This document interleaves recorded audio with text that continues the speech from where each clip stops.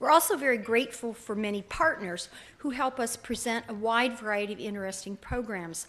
For the partnership today, I'd like to thank Patrick Terrian from the Council of World Affairs, who Patrick has disappeared somewhere in the audience, and Barb Praxner from Columbus Sister Cities International. And I'd like to invite Barb to introduce our visiting dignitaries. Let's welcome Barb.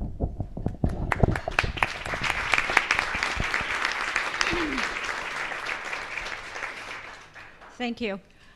Columbus Sister Cities International's mission and our expertise is relationship building. Relationship building with our 8 sister cities around the world. Relationship building with community partners like Columbus Metropolitan Club and the Columbus Council on World Affairs. Relationships with members of the local ethnic community. And finally, relationships with U.S. cities around the country who also have global citizens, have global sisters. And representing that vast network today is our national CEO, Mary Kane, and I want to extend a very special warm welcome to her on her first trip to Columbus. So with these relationships that we create and with this network, what we try to do is create opportunities for everyone in the network in the areas of economic development, education, and arts and culture. So today we have with us representatives from 3 of our sister cities in town here to help us celebrate our city's 200th anniversary. And it's my pleasure to present those 3 leaders today. From one of our oldest sister city relationships with Odense, Denmark, we have First Deputy Mayor Brian Debro. Brian?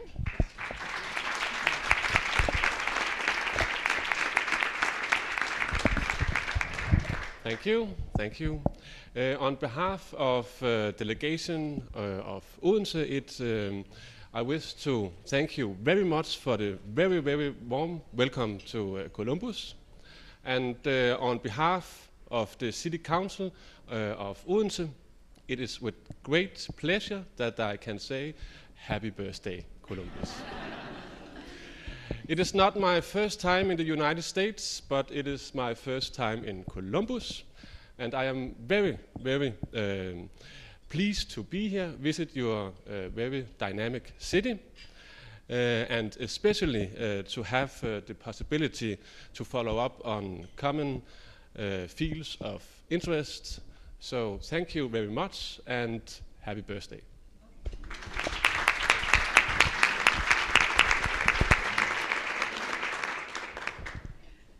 From our sister city of Dresden, Germany, we actually have a double anniversary this week. We have, obviously, Columbus's 200th anniversary, and we have the 20th anniversary of our sister city relationship with Dresden.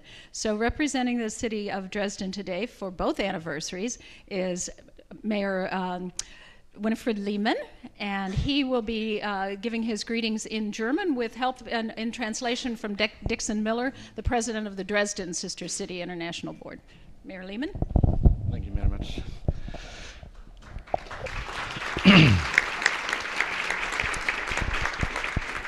Ein ganz herzliches Dankeschön, dass ich heute hier in Columbus sein darf. Von Dresden. Ich bin das erste Mal hier und bin ganz stark begeistert von der Stadt. A very hearty thank you for the opportunity to be in Columbus today. It's my first time in the city of Columbus from Dresden. Wir feiern ein Doppeljubiläum, Ihre Stadtgründung, 200 Jahre Columbus. Herzlichen Glückwunsch dafür. Aber auch 20 Jahre Städtepartnerschaft Dresden-Columbus. We are celebrating a double anniversary today. 200th anniversary, 200th birthday for the city of Columbus, and hearty congratulations to that, and as well the 20th anniversary of the sister city relationship between Dresden and Columbus. Und was mich ganz besonders beeindruckt, ist die große Zahl an Freunden von Dresden, den Dresden Friends and Sisters, und die Begeisterung, wo ich aufgenommen worden bin. Und das letzte Ereignis, was ich heute erleben durfte, war eine Komfortabilität Ihrer Universität, die wir uns nur träumen lassen können. That's a little long. What particularly has been exciting to me is the excitement with which I've been greeted here and by the number of people who have ties to Dresden or connections with Dresden. Und, was war das letzte, was Sie gesagt haben? Die Komfortabilität, die Universität. And just before coming here, he had been at Ohio State University, and he was very appreciative of the comfort of Ohio State University and the appreciation with which he was received there. Wir haben sehr, sehr viele neue Kontakte geknüpft und vor allen Dingen ganz wichtig, wir haben uns vereinbart, dass wir uns treffen, in Dresden oder in Columbus, mit Studenten, mit Vertretern der Wirtschaft, mit Vertretern des Sports. Und ich glaube, das ist das Wichtigste, dass Menschen sich ständig austauschen und wieder treffen in Columbus oder in Dresden. We made many, many connections while we were there, and both with Columbus and in Dresden, and that is a major purpose for getting together, and we look forward. Was haben Sie am Ende gesagt? I have a terrible memory.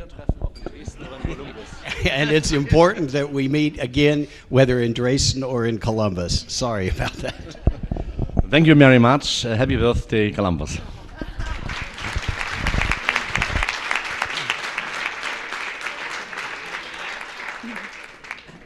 Dankeschön, Mayor Lehman.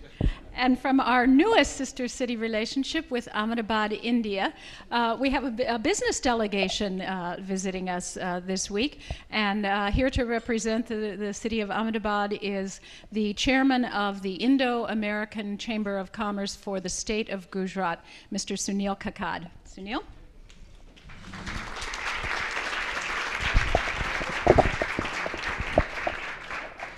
Thank you, Barbara. We are the youngest member in your sister city family. Not in US, but Columbus, yes, I am here for the first time. Let me tell you from where I am. I am from Ahmedabad, a state of Gujarat, the most vibrant state of India. I'll just tell you how Ahmedabad was formed. Before 600 years, when the king was, after hunting, resting, and he saw that his dog was attacking a rabbit. And instead of running away, the rabbit started defending and challenging him. The day King Ahmed Khan, he decided, look, this is the land where I am supposed to be. And that's how Ahmedabad formed. In all across India, Ahmedabad is a very small town. Gujarat, we contribute 52% of our petrochemical export. Gujarat, we contribute around 35 to 40% dominance in entire stock market of India. Gujarat is a very, very vibrant state where the entire world was under turmoil in 2009. In our investment summit, we got a commitment of $243 billion investment in Gujarat. So this is a platform from where I am coming. To the level of arrogance, I had that belief that we Gujarati are the most vibrant people and Gujarat is the most vibrant state. And Indians are the most better people in hospitality. To the level of arrogance, I was believing that. And yesterday I was telling that in our Gujarati, the guest is called Atithi. It means that it's completely uncertain. The person who can come and knock your door at any time, he is the Atithi, he is the guest. And we are the most hospitality people in the world. But after coming to here, in last 2.5, 3 days, I realized that I was wrong. I was wrong to the great extent. After seeing the state of Ohio and city of Columbus, I feel that these people are far ahead than us. I was told that not to name anybody, but I can't stop thanking Barbara, Vinita, Deb, and entire team Ohio for a very warm welcome to us and wish you a very, very happy birthday. Thank you.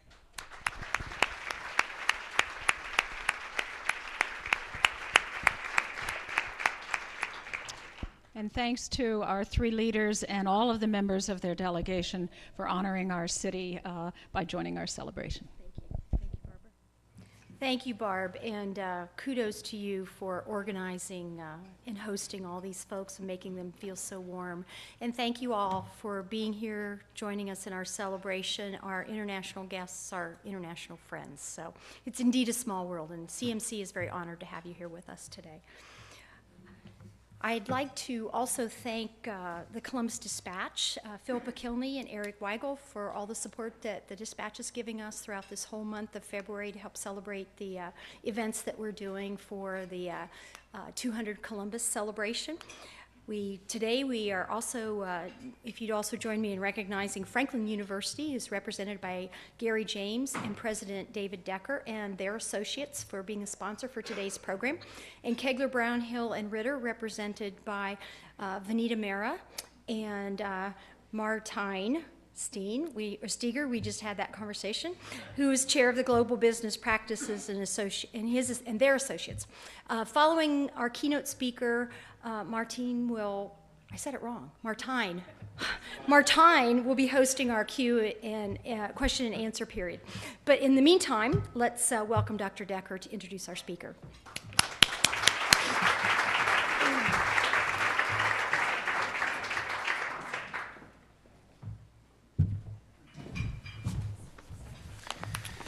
Thank you very much. It's a great pleasure to be here, ladies and gentlemen. I want to acknowledge the chair of our Board of Trustees, Gary James, and also Greg Lashutka, former mayor of the city of Columbus and ex-chair, former chair of the Board of Trustees of Franklin University, and all of our Franklin colleagues, and also our co-sponsors from Kegler Brown and professional associates, if I may say so.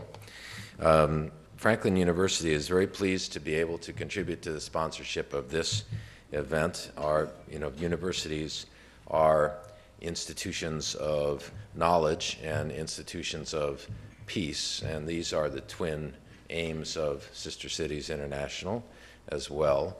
And in carrying out these high assignments that society places on universities, we extend our reach outside the United States. We are offering our programs presently in Poland and Slovakia, Macedonia, and the Sultanate of Oman, in Nepal, and in other places. And Mr. Gary James, the chair of our Board of Trustees, was personally present at the graduation ceremony of Polish MBAs not too long ago. Greg Lashutka, our also ex-chair of the board, was personally present during the evaluation of our program in Ukraine. So I want to acknowledge their contributions to our efforts at internationalizing our university. We believe that this makes a contribution to the community in many ways, which I don't need to detail, I think, for a group like this. We're proud to be able to do that, and we intend to continue to expand our interaction with the international community at all levels at Franklin University. Last November, our speaker at today's gathering joined Sister Cities International as the president and chief executive officer of the organization. Previously, she had been executive director at the United States Chamber of Commerce, where she was responsible for securing vital business partnerships and strategic alliances for the Chamber. And before her engagement at the U.S. Chamber of Commerce, our guest served as Secretary of State of the state of Maryland and also directed the Maryland Sister Cities States program. She is a graduate of Catholic University of America's Columbus School of Law in Washington, D.C., and earned a Bachelor of Science in Business and Finance at Mount St. Mary's University in Emmitsburg, Maryland. Please join me then in welcoming the President and Chief Executive Officer of Sister Cities International, Mary Kane.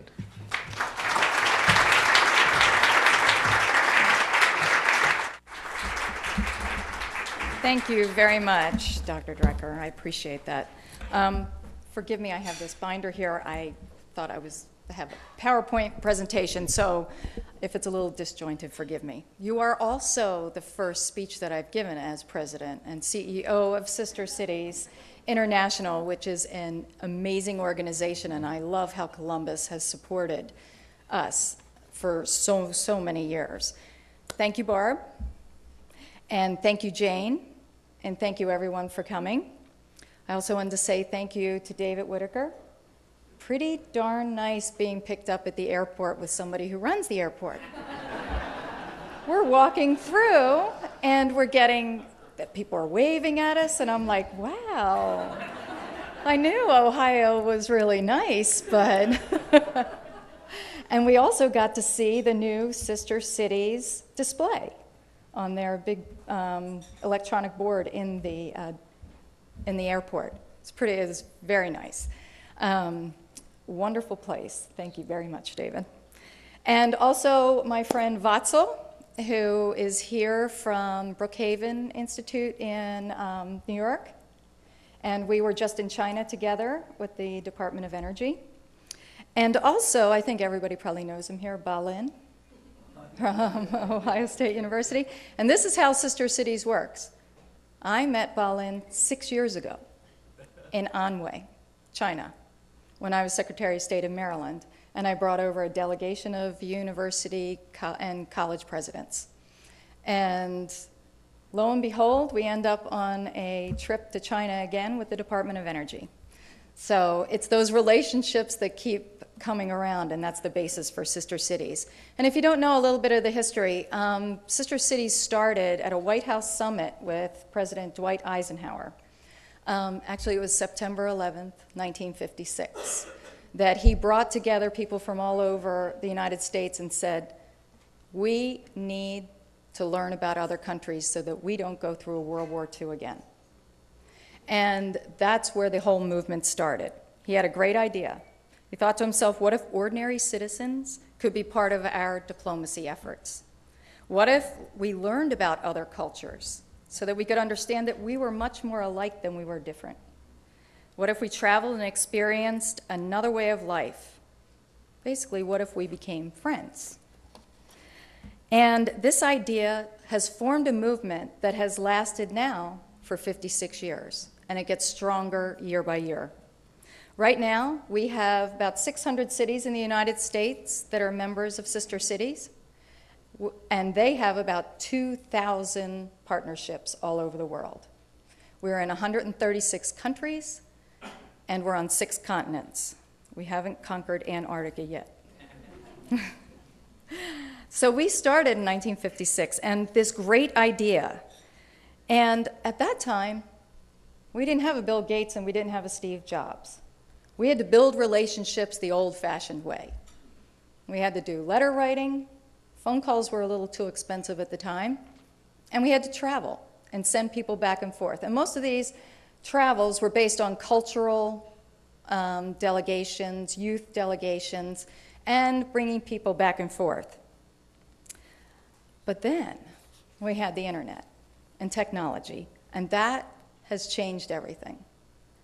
I think we watched what happened in Egypt this past year, and those things, technology has changed us for the better. Something I'm working on at Sister Cities, we need to be more technology advanced.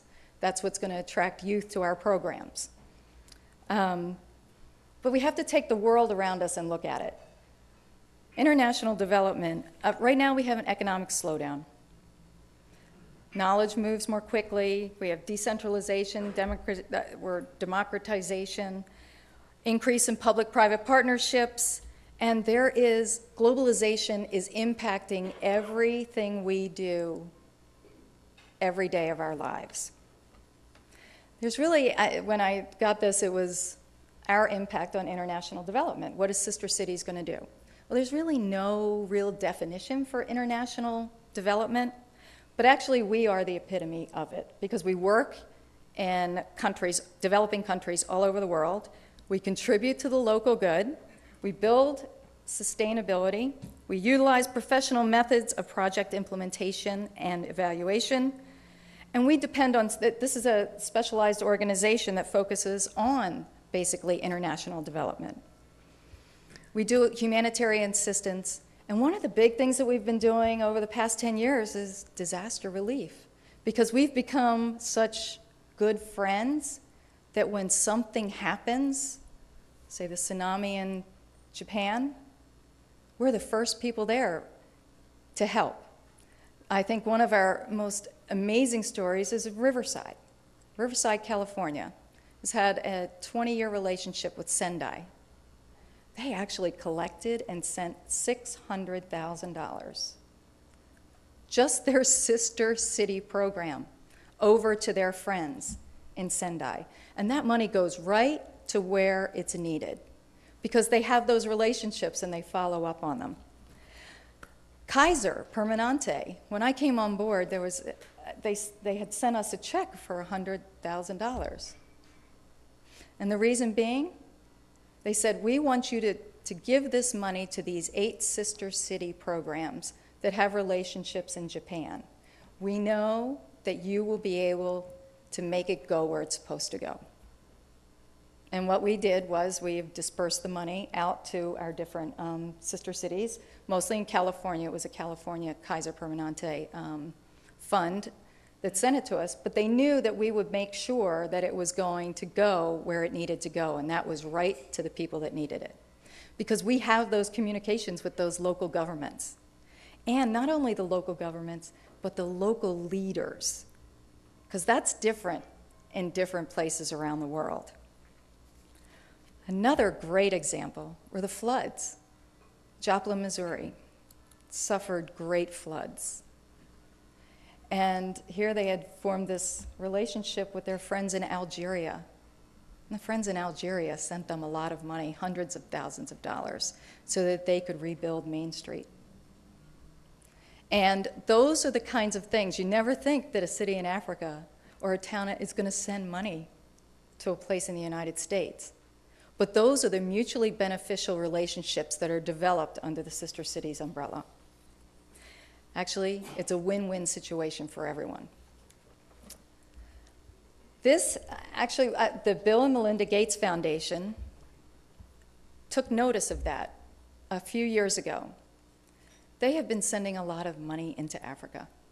And it was coming like top down, you know, dropping it in and not having necessarily follow up as to where it was going to go, where it was going, what it was doing, what are the metrics, were you measuring what was happening.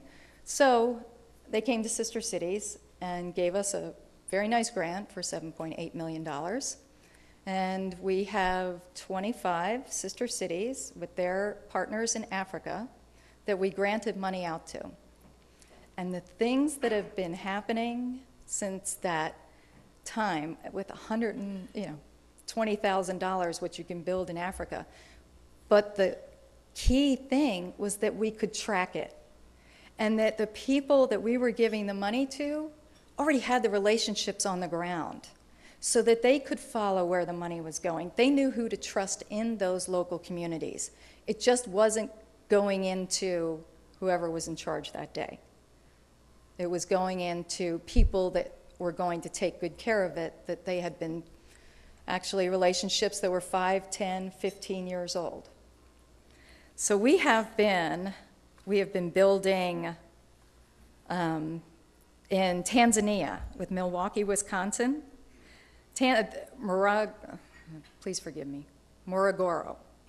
Currently has a population of 300,000, and now, thanks to Milwaukee, Wisconsin, has a second fire truck. In addition to the fire truck, the fighters from Morogoro received training on how to use the fire truck, which is a key thing when you're sending aid over to another country. And best practices for emergency preparedness and fire prevention. You have to teach people and train people how to use the equipment. You can't just throw things over there and say, oh, we did such a great job. We sent over all these medical supplies when no one over there knows how to use it. In Timbuktu, Mali, they have a partnership with Tempe, Arizona. This relationship was started in 1991, and at that time, there was no clean water in Timbuktu. In response to this, Tempe raised a lot of funds to provide for 4 wells, both agricultural and for domestic uses. And while the wells promised water for the community, they were also instrumental in preventing the southern border of the Sahara Desert from creeping into the town, because they were able to bring that water up. But long term, these wells have allowed women to live more independent lives. Local gardens have flourished. They're not only feeding families, but women now sell produce for a profit and have introduced new small businesses into the country. And those are those small little things. You don't even think about, okay, we'll drill some wells. These are the things we're doing with the Gates Foundation money. These are great story. Lansing, Michigan, and its South Municipality in Ghana. They've started education projects where these kids are now going to school. They have hosted public service employees to teach them about capacity building and municipal government and how to make processes work. I mean, there's all different kinds of things, but we also get a great benefit out of it, as you can see just from Joplin. It's that one-to-one communication and relationship building. Our new mantra at Sister Cities is connect globally, empower locally. Because as this world gets smaller and smaller, it's going to depend more on Columbus and your local counties and your parishes and your cities and towns to keep your economic development alive. Now, why is Sister City so valuable? I was telling you we have operations in think of it as a business. We have operations in 136 countries. We have offices in nearly 2,000 cities abroad on 6 continents. We have workforce in over 600 cities in the US. And we have 100 million consumers in the United States. We have a global network staffed by many, many volunteers that make things work on the ground, which is why the State Department does love us. I mean, they really do. I have to tell you, I've been over there a few times talking to people, and they're like, we love you guys. You guys are really great. You have the best brand. Everybody loves Sister Cities. We don't know what you do all the time, though. And that's something we're working on, because we do. We have a great approval rating. Who doesn't like Sister Cities? But what do? Because we cover a gamut of things. And we need to measure more. I'm telling you, frankly, we need to measure some of the things. We don't have all the stories out there. There are incredible stories that have happened here in Columbus that, unfortunately, I can't tell the State Department because I don't know about them. And we're going to change that over the next year. But it's an amazing organization. And as a business, you know, you guys have to go to your local mayors and your county executives and your governors, and you talk about trade delegations, and you want them to get on a plane to go and see our friends that we have this 20-year relationship with. And your mayor's always going to ask you, how is Sister Cities helping our city? And you need to have those answers. County executive. And I watched this in Montgomery County where I live on a trade delegation to El Salvador. He's like, you want me to go on a trade delegation? It's an election year. I can't do that. Everybody's going to think it's a junket. That's why we have to measure. That's why we have to show the actual return on investment that we get from all of these exchanges. So my answer is, what's the number one thing you need in business? Relationships. And that's what we have. We have those strong relationships and that are based on trust. And throughout the world, that is key if you're going to do any kind of economic development, international development. Now, I'm going to ask you, there was recently an article in the New York Times, Tom Friedman, and it was entitled Made in the World. And it was an excellent article on something that we need to realize. And I think one of the key passages out of it was something that Michael Dell, the founder of Dell Computers, said. He said, I always remind people that 96% of our potential customers today live outside of America. They do. We have golden opportunities for our cities and towns. I was recently at the Brookings Institution, and they are doing a lot of analysis of towns and cities, and how do we make the people in our towns and cities and counties globally fluent. It's not us versus them, it's us. And we have to look at it that way. We don't succeed if people outside of this country don't succeed.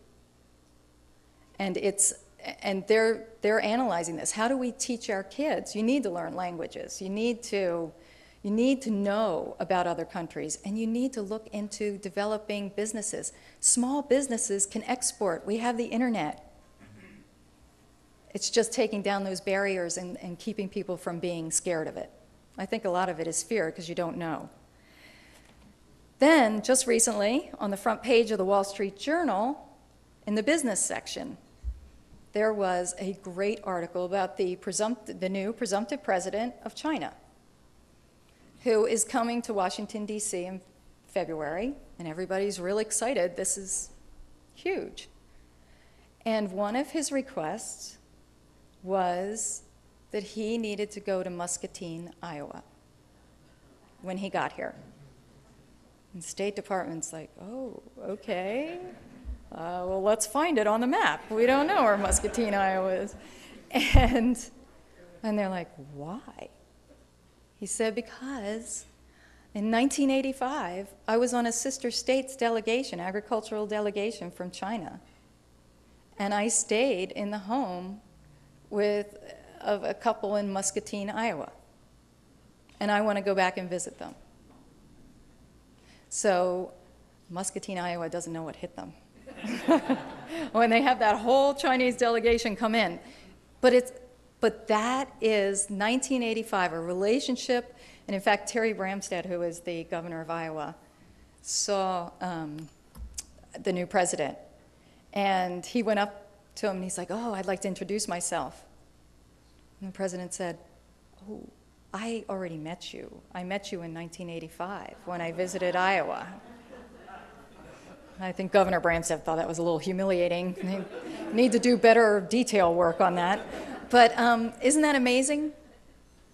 Think of that we will have a president in China who actually appreciates our Midwest and loved it and insisted on going back.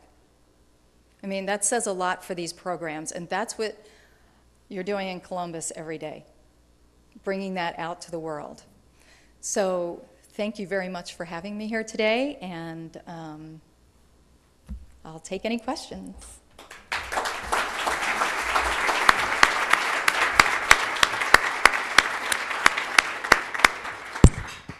You have prepared questions there. I didn't get those ahead of time. No, I'm not going to cede the questions because I don't think we'll need to with this wonderful audience. But first, Mary, I wanted to thank you for your insightful comments and illustrating, in fact, already the answer to the question that Jane Scott asked me to address at the outset of this Q&A part of the program. Jane asked me to say why Kegler Brown wanted to be a sponsor for this program with Franklin University. And the examples that you've given illustrate it. If we think about the history of the world that we read and that we talk about with each other, it's a history that often is focused on strife and conflict and misunderstanding between different peoples around the world. And you have illustrated so beautifully why Columbus Sister Cities International, the work of the Columbus Council on World Affairs as well, and the work of the Metropolitan Club by organizing this program is so important, because as we collaborate locally on a program like this to build global connections, we indeed increase the chance of a world that is built on principles of prosperity and cooperation and indeed ultimately peace. So thank you very much for illustrating that. That's why we're here today. That's why Kegler Brown has been involved in many of the global initiatives in our community for the last quarter century, and we look forward to continuing to play that role with Franklin University and other wonderful local partners. So with that, we would like to take questions. The Metropolitan Club welcomes your active participation in this program. All the CMC forums are recorded for broadcast on ONN, streaming on CMC's website, and the Columbus Metropolitan Library website as well. So if you have a question, please come up to the microphone. There's one right there in the center of the room. Please introduce yourself and ask your question. If you could, try to keep the question short so that we can keep the program moving along and finish by about 1:15. And as well, if you've got questions for the delegation, members of our 3 delegations from our sister cities, members will be gathering in the, before everybody leaves, we'll be in the reception area out there, so there will be opportunities for that. So please, if you have a question for Mary Kane, if you would approach the podium. Vatzel, you're not going to question me? Mary, we do I'm have get one off here, easy but here? you must have anticipated most of the questions. So yes, please go ahead. Thank you very much. Mary, thank you for being here. I'm the Executive Director for the Regional Planning Commission in Central Ohio. We work very closely with the sister cities folks here in town as well as others on a lot of initiatives. One of the things obviously as we see as we continue to grow and as we think about global economy, it is the regional economies that are the driving forces of that. Do you see opportunities to connect regions with regions around the world, not just city to city, but city, county, villages, townships, as we think of metropolitan and statistical areas be the real drivers of our economic development? Do you see opportunities to connect those regions with other regions similar to what we've done with sister cities? Absolutely. In fact, we have not promoted, but we do have sister counties and we have sister states. And not too many. Maryland was one of the first ones to form sister state programs, because when you have a governor to governor, it really makes things happen. Mayors to mayors make things happen in those areas, but when you have a governor to governor, it really makes things happen because you have a wider area to cover. And counties. We actually sat down with the National Association of Counties last week, and we're going to be putting together a program because there are opportunities that we're missing because we're not pairing up these regional, because it is growing. I mean, we have sister airports, we have sister ports, sister schools. All these opportunities are they're thriving, but we need to be more proactive in making sure it's structured in a way that benefits everyone. Mary, at the lunch table, you were sharing a story that I heard just a part of about the economic development aspects, businesses doing businesses from city to city. And I heard you mention about a company in the United States that built the bird nest in Beijing. Would you share that story with everyone? Well, one of the things and that we started in Maryland was actually a graduate student at the University of Maryland who wrote a paper on why Maryland should open an office in China, that they should have their own state office in China. And we ended up opening 2 offices in Shanghai and Beijing so that were like incubators for our small businesses that didn't know how to get started in world markets, that didn't know what to do. And one of them was an architectural firm named RTKL. RTKL was in Baltimore. They're now in Chicago. But they started there and decided to send people over to work out of their Maryland, China office. Ended up building many buildings or designing many buildings in Beijing and Shanghai. And one of them happened to be the bird's nest that we saw in the Olympics. And those are the opportunities that we need to take advantage of. Tom Friedman's article, Made in the World. It's not just, we have a great market to export to. We're the United States, we're Americans, we have great products, we have great services. We just need to take the initiative and not just be 1% of our businesses export. We can't do that. There's a whole market out there that we need to take advantage of. So. Hi, I'm Chetan. I'm a part of the delegate from Ahmedabad, India. Mary, thank you very much. That was very enlightening. I also thank CMC as well as the City of Columbus for hosting us. I may have a very odd question over here, maybe not pertinent to the group, but when we were coming over here from India, about 7 people from our delegate were not approved visa. And one of the key things for this great organization to spread its wings is to make sure that people can come over, learn about it. It was very enlightening for me over here today. I'm pretty sure my group will share the same sentiments.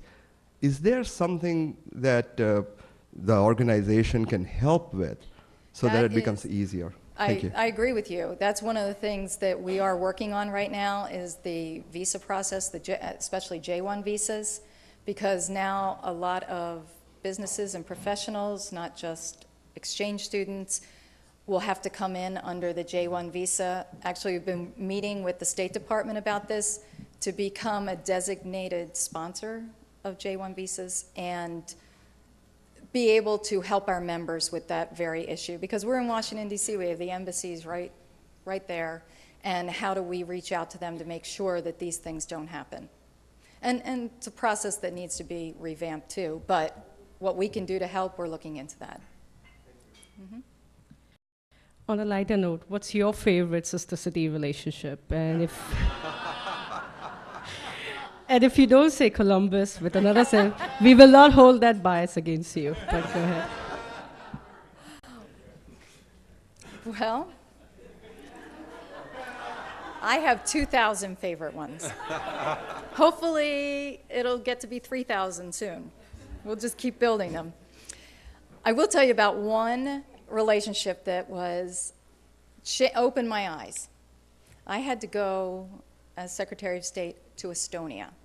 St. Petersburg was one of our sister states, but we had these great Estonian people in Maryland that were just bugging me to go. You gotta go, you gotta go.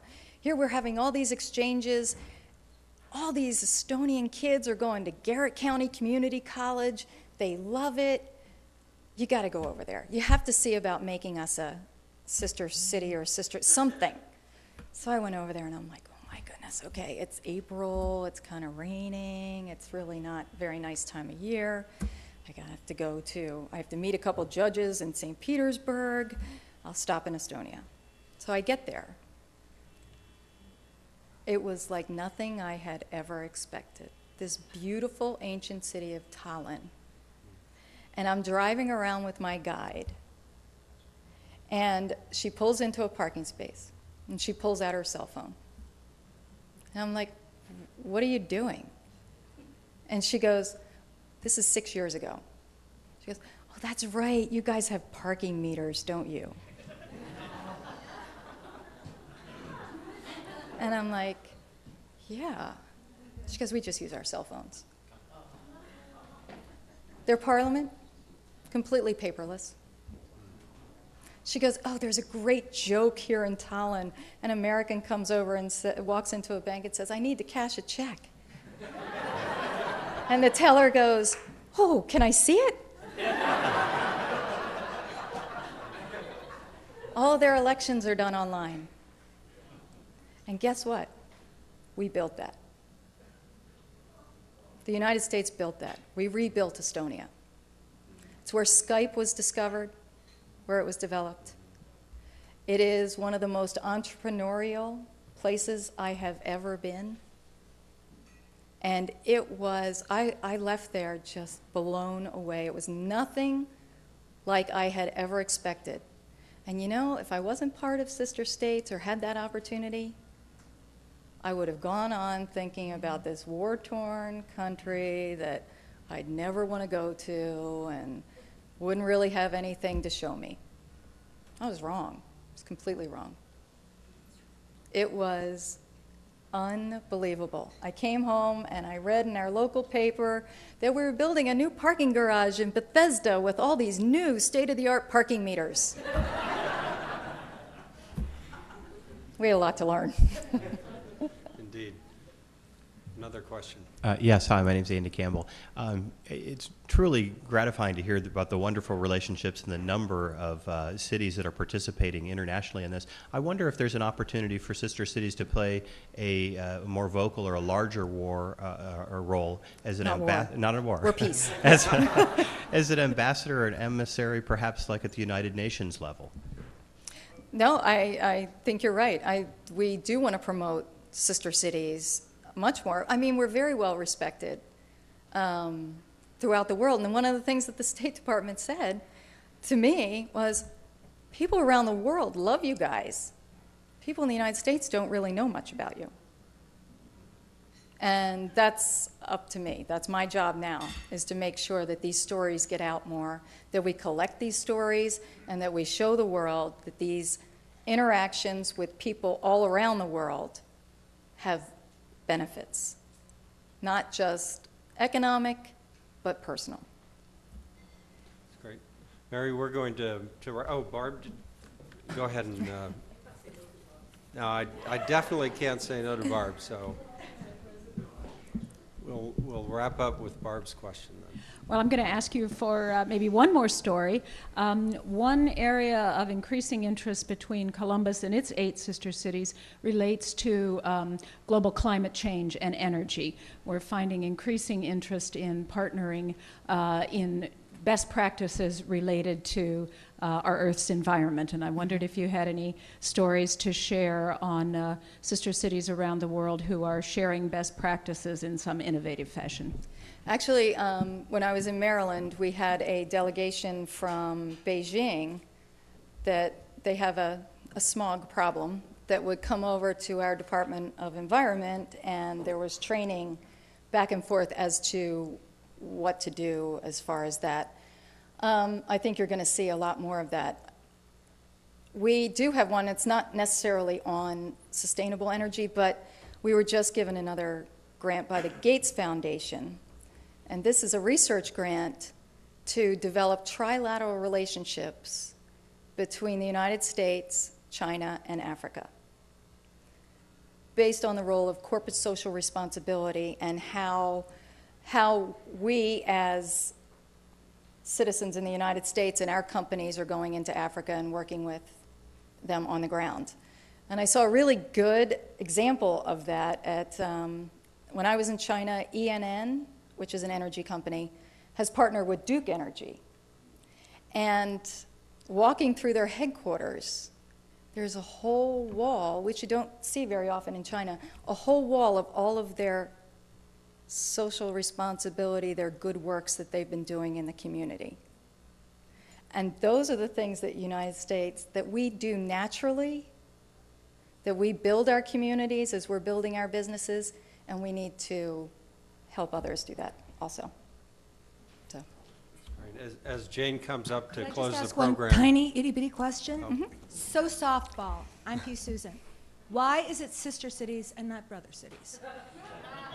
Is it because cities is a feminine word? I mean, I missed that when I was reading. You know what? I about missed that sister too. cities. I need to find that one out. It was going to be a softball. I guess it was. I don't. You know what? That's a very good question. I will find that out for you because I don't know why you would have to be. Why couldn't? Yeah.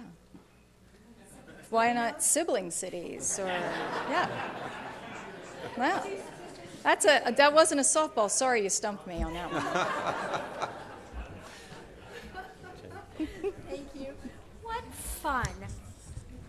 What a small world and what a delightful forum today. I'm sorry we have to bring this to a close. I think we could visit all afternoon, but as we close, as the Metropolitan Club, please remember to make a reservation next week for Bill Loda. We still do buses in Columbus, so we're very grateful for Bill. I also would like to invite all of you to continue the conversation with coffee and cookies in the lobby as long as you care to stay. And we want to once again thank the Columbus Dispatch for their support, certainly Franklin University and Kegler, Brown, Hill, and Ritter. Barbara, thank you for what a lovely job Sister Cities, Sister Siblings, Sister Brothers, Sister whatever, has done with our program, and we love working with the Council of World Affairs as well.